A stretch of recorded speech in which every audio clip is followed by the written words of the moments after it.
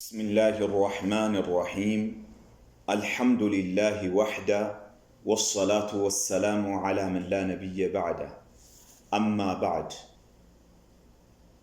ودنا يتكبراتشو يتودداتشو ونمنا اهتوج إنه بالله سبحانه وتعالى فقاد بتنقاقرنو مسارت ذاري ثلاثة الأصول انجمر عليه شيخ الإسلام محمد ابن عبد الوهاب رحمه الله تعالى كتاباتهم انديه بمالة جمرالو بسم الله الرحمن الرحيم اعلم رحمك الله أنه يجب علينا تعلم 4 مسائل الأولى العلم وهو معرفة الله ومعرفة نبيه ومعرفة دين الإسلام بالأدلة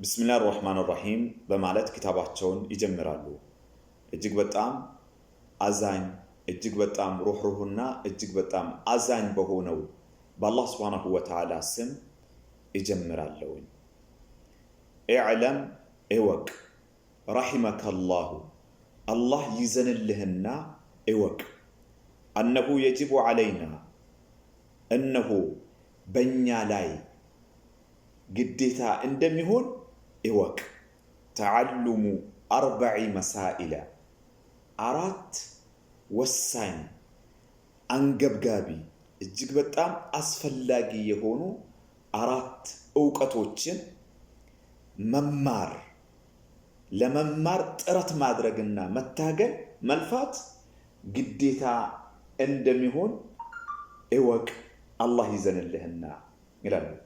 ያም የመጀመሪያው አልዕልሙ ዕውቀት ነው። የመጀመሪያው ዕውቀት ነው።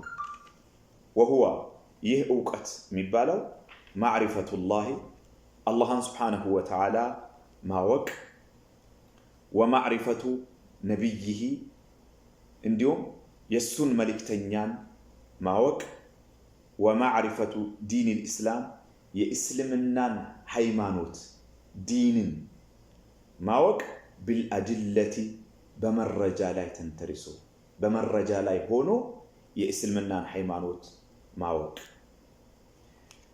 شيخو كتاباتهم بسم الله الرحمن الرحيم بلو يجمروت يتكبرون هونون قرآن بمكتنا عندهم ነቢዩን አለይሂ ሰላቱ ወሰላም አርአያ በማድረግ ነው። ነቢዩ አለይሂ ሰላቱ ወሰላም የተለያዩ መንግስታቶች መልእክትን ሲያስተላልፉ ምን ሲሉ ቢስሚላሂ ረህማን ረሂም የሚለውን ቃልን ይሉ ነበር። እንዲሁም በርካታ የሆኑ ዑለማዎች የሚያነሱት አንድ ሐዲስ ضعيف የሆነ ሐዲስ አለ። ምን የሚል ኩሉ አምሪን ዚባል የቦታ የሚሰጠው ትኩረት የሚሰጠው ሸሪዓ ላይ ሸረፍነት ያለው ነገር ሁላ በአጠቃላይ ቢስሚላሂ ረህማን ረሂም ተብሎ ያልተጀመረበት ከሆነ አቅጣ አጅዘም አብተር በረካው ጎደሎ ነው የሚል አለ። ስለዚህ ወልማዕና ሚን ጀሚዕ ሪዋያት ይሄንን ነው የሚያመላክተው። ስለዚህ ከዛ አንፃር ቢስሚላሂ ረህማን ረሂም የሚለውን መጀመሩ የሰለፎቹ መንገድ ነው። እያንዳንዱ ሰለፎች ኪታባቸውን ሲጽፉ በዚህ መልኩ ነው የሚጀምሩት። ከዛው ምን አሉ? ኢዕለም አሉ እወቅ። እቺ ትዕዛዝ ነው። እወቅ ይሄ ቃል ይላሉ ዑለማዎች ያኒ ወሳኝ የሆነ ጉዳይን ለማስተላለፍ የሚጠቀሟት የሆነች ቃል ናት። የሆነ ቀላል ሳይሆን የቀጥሎ ለተማሪው ማለት ነው ቀጥሎ የሚተላለፈው ነጥብ እጅግ በጣም ከባድ የሆነ ትኩረት የሚያስፈልግ ጆሮህን ልብህን ሰጥተህ አዳምጥ ለማለት ይሆናል ማለት ነው። ነዓም እዚህ ቦታ ላይ ሼኹ እዚህ ቦታ ላይ በዚህ ክታብ ላይ ያሰፈሩት የጠቀሱት ነጥብ የእስልምና የዲነል እስልምና መሰረቶችን ናቸው። ስለዚህ ይሄንን ቃል ለመጠቀም ተገቢ ነው። ትኩረት ሊሰጠው የሚገባ የሆነ ነጥብ ነው። ከምንም በላይ ትኩረት ልናደርግለት ልንማረው ጆሮአችን ሰተን ልናዳምጠው የሚገባ የሆነ ነጥብ ነው ሼኹ የጠቀሱት። ከዛም ምን ይላሉ? ረሂመከላህ ካነው ሼኹ አጠገብህ አስቀምጠው የሚያናገሩ ይመስላሉ። በዓለም ላይ ያሉ ሙስሊሞችን ወንድም ይሁን ሴት አላህ ይዘንልህና ይሄ ዓሊም እንግዲህ ትልቅ ዓሊም ናቸው። ዱዓ ያደርጋሉ። ይህ በጣም ዳዕዋ ስናደርግ ምን አይነት እስሉብ ምን አይነት አካሄድ መጠቀም እንዳለብን የሚያሳይ ነው። አላህ ይዘንልህና ያለፈውን ወንጀልህ አላህ ይቅር ይበልህና ወደፊት ያለውንም ህይወትህ የሱን ትዕዛዝ ለማክበር ከመጥፎ ነገር አላህ ይጠብቅህና ወደፊት ያለው ህይወትህንም በጥሩ መልኩ እንድታሳልፈው አላህ ያደርግህና ለዚህ ነገር ይወፍቅህና እወቅ أنه يجب علينا فرض الكفاية بنفس وقف بنيا لا قديتا يهونا بانت لا ألال هم ليو يهونا أسلوبنا بقولهم شيخون راساتشونم تمروا بنيا لا باواكم بالاواكم بقولهم بوندم بسيتم بباريام بحرم بقولهم قديتا يمهوننا تعلم 40 مسائل መማር ተዓሉም የሚለው ተከልፍነት አለው።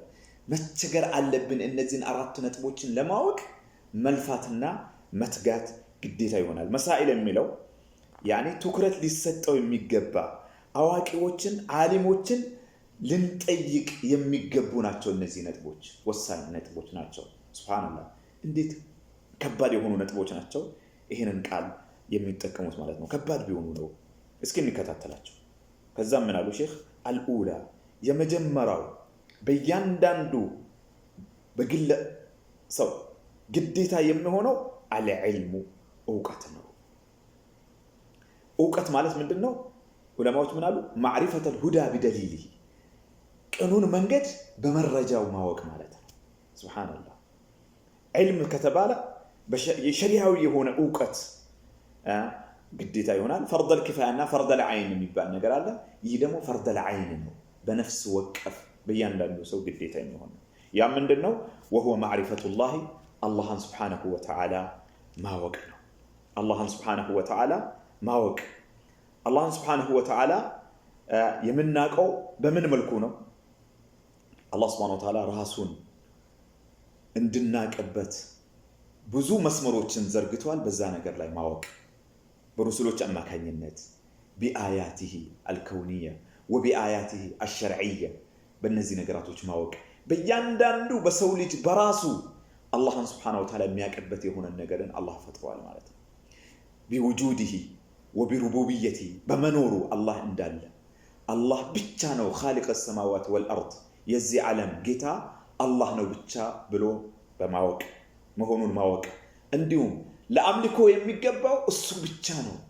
ለሱ ብቸኛ የሆነ በሱ ላይ የሚሄዱ በሱ የሚስማሙ የሆኑ ስሞችና ባህሪያቶች አሉ በማለት ይሄንን በማወቅ አላህን ሱብሓነሁ ወተዓላ ማወቅ ይገባል ማለት ነው። ይህ ደግሞ ከእውቀቶች ሁሉ አንጋፋው እውቀት ነው።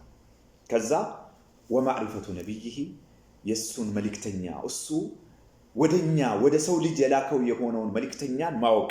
ይህ መልእክተኛ ደግሞ በአላህና በእኛ መካከል ላይ መልእክትን ለማድረስ አማካኝ አድርጎ ዋሲጣ አድርጎ የላከው የሆነው ይሄንን መልእክተኛን ማወቅ ፈርደል ኪፋያ ነው። በእያንዳንዱ ከእውቀት ከዲን አልእስልምና አንገብጋቢና ወሳኝ ከሆነው ነጥብ ይሄ ነው።